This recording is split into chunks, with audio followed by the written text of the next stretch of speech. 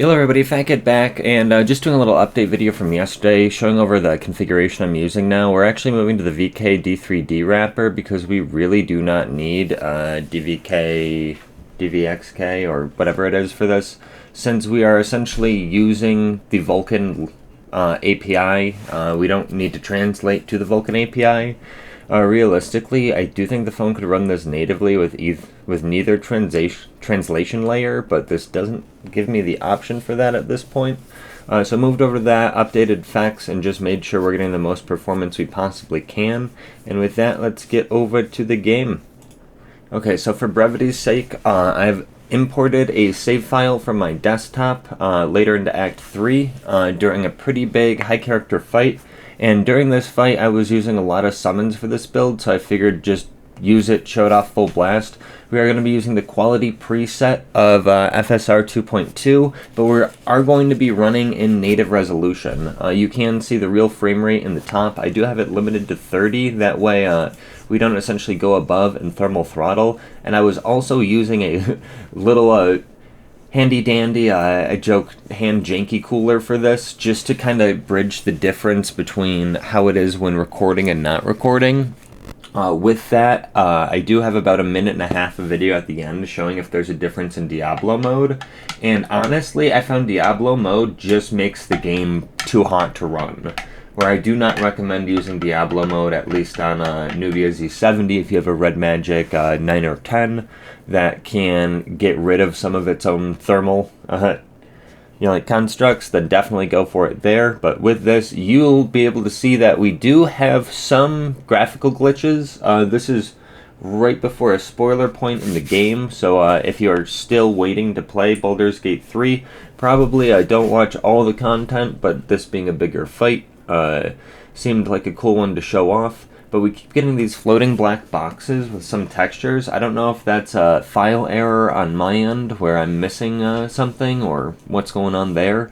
But as you can see, this is pretty much holding right at 30 FPS, and we're getting some pretty consistent performance using my phone's native resolution and then the FSR 2.2 quality setting. I was using, not quality, performance. I was using ultra performance previous, but it just didn't seem worth it. With that, I had it at 35 FPS for the cap, but lowering the FPS cap, again, just made everything a little bit more consistent. With that, this type of performance did seem pretty sustainable as long as I was able to keep the phone cool. Sorry for the cut there, the dogs went absolutely bonkers over a squirrel. But basically, yeah, keeping the phone just slightly cool. I'm sure using a lot of those aftermarket phone coolers on the clean glass surface of it would provide a similar effect. I literally just had like a little wet paper towel sitting on an ice pack, and it did a pretty good job itself, but I'm not trying to use this as a primary gaming device. I'm more trying to provide advice for the Snapdragon 8 Elite chipset and what it can do. And looking at this from the perspective of buying a like Astra tablet or something that has an active cooler, I really do think we're going to be looking at games like Baldur's Gate 3 being playable in them, especially as we move to like more practical ways of making sure we don't have these layers that we're losing performance in, like actual native performance. Hopefully the Android 16 allows us to launch it, but with that, we do have about 10 more minutes of content there. What I'm gonna do is just kind of leave the gameplay going and cut to my little Diablo mode test at the end, so I'll see you guys there.